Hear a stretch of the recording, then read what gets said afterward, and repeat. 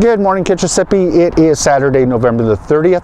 This is a video version of the 415th weekly ward newsletter. I'll give you my usual reminder. You can sign up for the weekly email at kitchissippiward.ca, where you'll find lots more information and links to the topics and issues that we'll discuss. I think I have a relatively brief one this week. Let's jump right in. First, I wanted to let folks know that the OC Transpo Rack and Roll practice rack is at Tom Brown for the next little while, and presuming for at least the next month or so.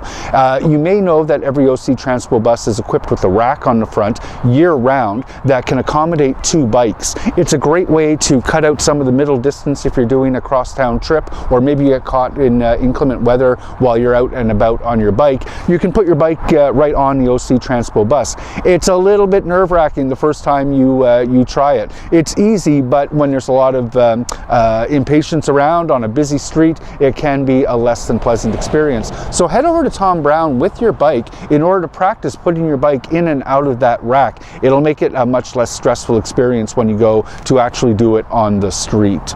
Another reminder that the Iona Park is getting new junior play equipment, swing sets, playhouse, basketball nets. There is a survey online on the Engage Ottawa site soliciting your feedback on exactly what equipment you'd like to see go in there. Relatively limited in scope, mind you. I have a link in the newsletter to get you to that Engage Ottawa survey, which I understand is going to be open until December the 8th.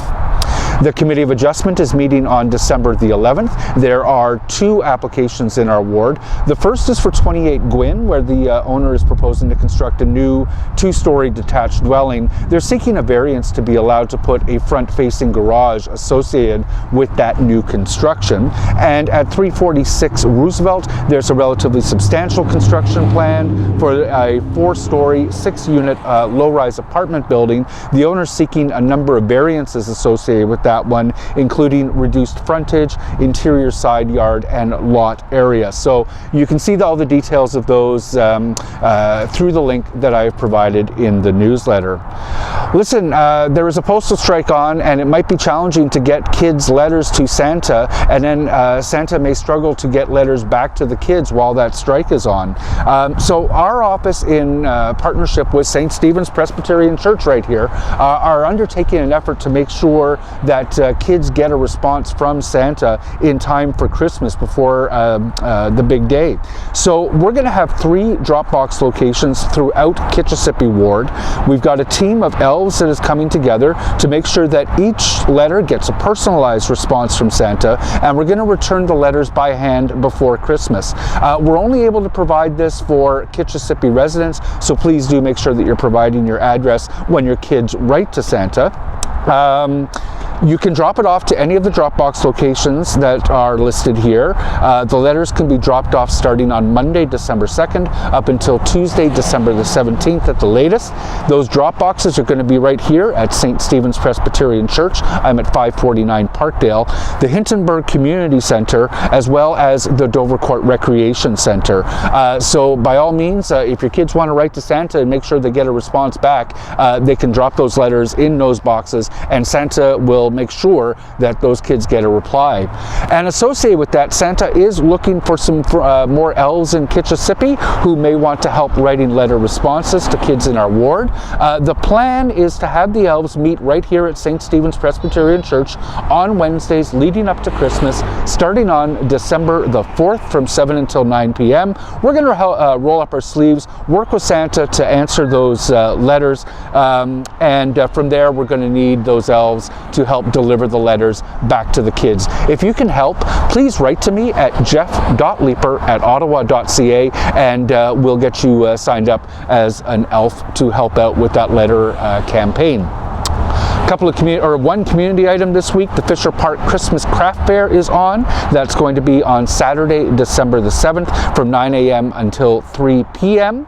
There's all the usual craft fair stuff, gourmet foods, local urban artisans, local charities offering various goods and services. Drop by the Fisher Park Community Recreation Council Christmas Fair on December the 7th. And then at City Hall, we continue to be very busy with committee meetings, at least for the next couple of weeks until we're able to take a little bit of a break. The first big meeting coming up is going to be the Finance and Corporate Services Committee meeting. They're on Tuesday, we are going to, I think the headline item for our ward is going to be to approve the master plan for 1010 Somerset. 1010 Somerset is a property that we've been able to acquire very inexpensively from the federal government. We have plans for more recreational facilities there, plans for affordable housing, and plans for a new French public school. So the master plan is showing how the school can be fit on the lot while still allowing a very substantial new park to move ahead. Once the master plan is done, that will really start accelerating the work of building the new school, but that will be the debate that we have on Tuesday. There's also a relatively lengthy agenda with community improvement plan, affordable housing approvals, some routine land acquisitions, an update on the corporate equity diversity and inclusion and belonging framework, and more. You can see the full agenda through the link that I've provided online. The Planning and Housing Committee the next day, on Wednesday, December 4th, is going to be very similarly busy. A whole bunch of rezonings, 2800 Brian Coburn, 304-308 Donald, 214 Somerset, zoning bylaw amendments for 2829 Du Maurier, 2928 Bank Street, 3285 Boris O'Kane, 121 Bray, 1919 Maple Grove. A lot of those are going to be relatively routine, but some obviously may engender some discussion. There's also going to be a consideration of the proposed secondary plans for the Pinecrest and Queensview stations. The Treasurer is providing a report on growth related, so that's the Cachagnieux and the development charge revenues for, I believe, the previous year. I do expect most of the headlines are going to come out of the 178 Nepean, 219-233 bank proposal. That's the Wallachs. There are, I think, 11 tenants in that building who would be displaced by eviction if we approve the zoning. It's going to be a tough conversation. We as a planning committee, we as a city council don't have the ability to consider the effect on tenants when we are determining whether or not the built form is the right one. So it's going to be a very challenging conversation. They're proposing a 9-story mixed-use building there, which, according to every policy and plan that the city has on what goes where, is the right kind of building to put on that lot. But it is going to have some unfortunate effects for the tenants who will be affected by that, who currently are enjoying very good rents. There is a compensation package proposed for them, about which we'll hear more, but again, that doesn't fall within the pure purview of the Planning and Housing Committee. And then there is also going to be a memo received. I don't know how much discussion there will be of it, but it's going to set out what we can sort of expect in March when the second draft of the comprehensive zoning bylaw is proposed. There are a number of areas that staff have identified as areas where some changes are likely to be needed in response to the public feedback and with which they agree.